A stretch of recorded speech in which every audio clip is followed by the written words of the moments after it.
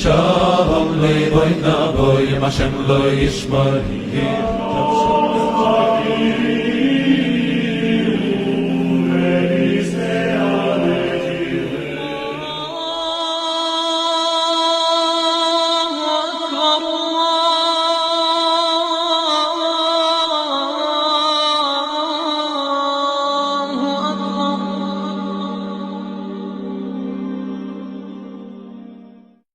L'islam est apparu dans un environnement scientifiquement et culturellement primitif, un environnement de mythes, de fables et de falsifications idolâtres. Pour expliquer tout phénomène à cette époque, la pensée scientifique dominante était la pensée aristotélicienne. Elle était elle-même une pensée superstitieuse, bien sûr, et bien entendu une pensée superstitieuse pour nous, de par ce que l'on sait de la science moderne, comme nous l'avons expliqué dans l'épisode précédent. Mais cette pensée superstitieuse était la science à cette époque. Toute cette science aristotélicienne est pour nous aujourd'hui dépassée, elle est même drôle à lire car on sait que c'était des mythes. Sauf que le noble Coran a été révélé à cette époque, dans cette culture, et parlait de faits scientifiques, médicaux, cosmiques, etc. dans plus d'1 millier de versets. Où veut-on en venir ? Si le Coran venait d'un autre qu'Allah, il aurait copié la culture de cette époque avec tous ces mythes scientifiques. Et nous aurions aujourd'hui des erreurs scientifiques manifestes. Mais étonnamment, les chercheurs ou les spécialistes de l'islam, avec toute leur attaque sur l'islam, n'ont pas pu trouver un seul verset qui contredit un seul fait scientifiquement prouvé. Ceci est une preuve en soi pour chaque non-croyant, athée, chrétien, juif ou autre, que le texte coranique est divin.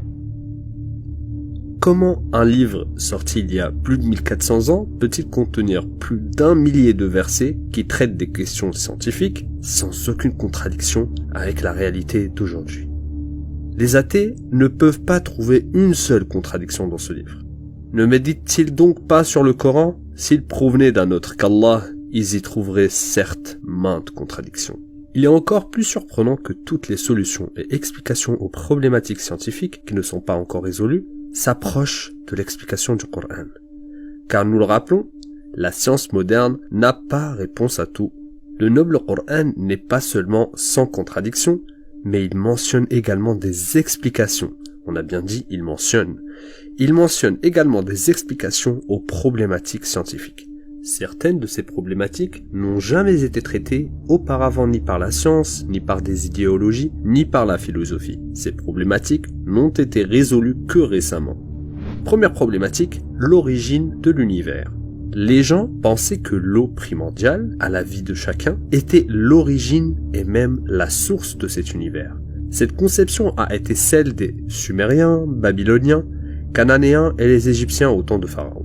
C'était la culture du Moyen-Orient. L'eau, primordiale à la vie, est le premier matériau de la création, selon leurs croyances. Dans le mythe sumérien, Namu est la source de l'univers. Namu signifie littéralement eau primordiale. L'eau est la source de cet univers selon le mythe sumérien. Dans le mythe babylonien, Tiamat est l'eau dont le monde est issu. La même conception se retrouve aussi dans le mythe pharaonique. Nun, l'eau, est la source de cet univers. Dans le mythe cananéen, l'eau primordiale est appelée Yam. Cette même notion a été retrouvée dans les mythes de l'Inde et du Japon. C'était la culture des civilisations antiques. Même les interprètes bibliques ont véhiculé cette notion. Et les philosophes grecs suivaient le même principe. L'eau est le principe de toute chose, comme disait Thalès de Milet. C'était la croyance du monde à cette époque. Ensuite, le Coran a été révélé à Muhammad sallallahu alayhi wa sallam et nous a indiqué que l'univers était de la fumée et non de l'eau. Il s'est ensuite adressé au ciel qui était alors fumé et lui dit, ainsi qu'à la terre, « Venez tous deux, bon gré, mal gré, tous deux dire, nous venons obéissants. » Le fait que l'origine du monde soit la fumée confirme que cette fumée vient d'un objet enflammé. C'est une information qui n'a été dite que par la science moderne, et personne ne l'a dit avant, excepté le Coran. Ces étoiles, ces planètes, étaient toutes de la fumée avant d'apparaître. La substance des orbites dans le ciel est de la fumée, non de l'eau. Nous répétons le verset.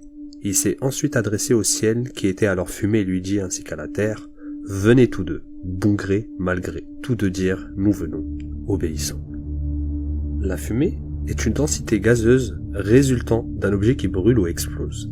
C'est exactement la description scientifique du début de l'univers, des étoiles et des orbites. La fumée cosmique est toujours présente jusqu'à aujourd'hui. Elle se condense pour que les étoiles apparaissent. C'est donc une preuve scientifiquement rationnelle. Le site de l'observatoire spatial Herschel mentionne que le nom le plus approprié pour parler de ce qu'on appelle la poussière cosmique est en réalité fumée. Ceci est la description propre au Coran de l'origine de l'univers et personne ne mentionnait cela avant. Il est fait de fumée et non de l'eau.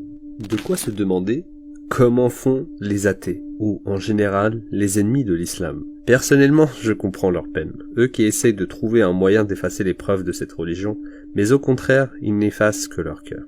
La vérité n'est pas affectée, quelle que soit la façon dont on rafistole le mensonge autour d'elle, même avec 1000 rafistolages. La vérité restera vraie, le mensonge restera faux. Deuxième problématique.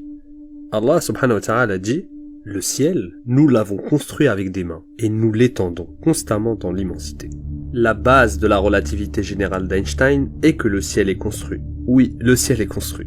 Et l'espace-temps, entrelacement de l'espace et du temps, forme un véritable tissu sur lequel tournent les corps célestes. C'est ce que Einstein lui-même a dit dans son article sur la relativité générale qu'il a écrit en 1916. Il a littéralement dit « Le ciel n'est pas qu'un espace. Ce n'est pas seulement un écran dans lequel apparaissent des corps célestes. Le ciel est plutôt une infrastructure. » Ce sont littéralement les mots d'Einstein. Une infrastructure affectée par l'énergie et la masse. Donc, le ciel est construit. Et aujourd'hui, c'est scientifiquement prouvé. En 2016, 100 ans après l'article d'Einstein, l'ondulation des ondes gravitationnelles sur le tissu de l'espace-temps a été avérée. Cette découverte a remporté le prix Nobel de physique en 2017. Le ciel, donc, n'est pas un écran ni un espace, comme on pourrait l'imaginer, mais c'est plutôt une construction. Est-ce que le ciel s'étend? Jusqu'à l'époque d'Einstein, les gens pensaient que le ciel était statique. Il ne rétrécit pas, ni ne s'étend pas. Un univers statique. Même Einstein a lui-même soutenu cette hypothèse. Mais en 1929, quelque chose a changé à jamais notre vision de l'univers. La science a découvert que l'univers s'étend. Le ciel s'étend. Cette découverte étonnante a été repérée par le télescope Hubble. Aujourd'hui, cette découverte est considérée comme une donnée scientifique avérée. Il existe même une loi qui permet de mesurer l'expansion de l'univers ou la distance par rapport à une galaxie, appelée la loi de Hubble. C'est donc un fait scientifiquement incontestable, comme l'a dit l'astrophysicien Andrew Liddell. Einstein a admis que la notion d'univers statique était la plus grande erreur scientifique qu'il ait commise. Albert Einstein reconnaît sa propre erreur, alors que le Coran est descendu infaillible il y a 1400 ans.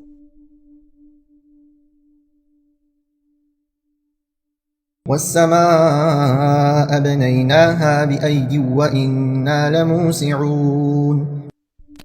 Troisième problématique, les rayons du soleil en pénétrant dans l'atmosphère terrestre lors du lever du soleil réchauffent la surface de la Terre par rayonnement.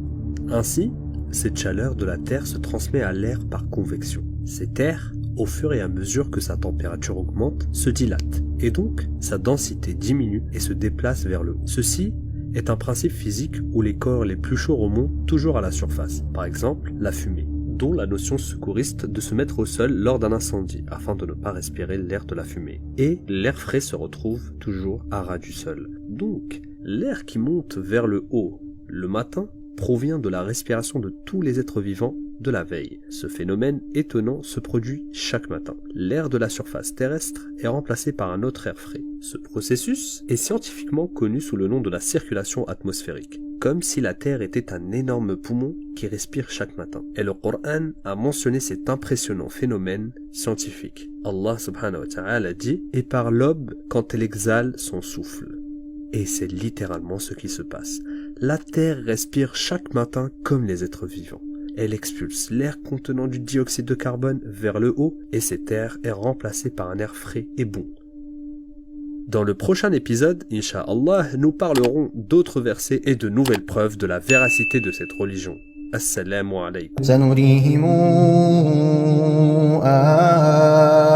آياتنا في الآفاق وفي أنفسهم حتى يتبين لهم أنه الحق أولم يكف بربك أنه على كل شيء شهيد ألا إنهم في مرية من لقاء ربهم ألا إنه بكل شيء محيط.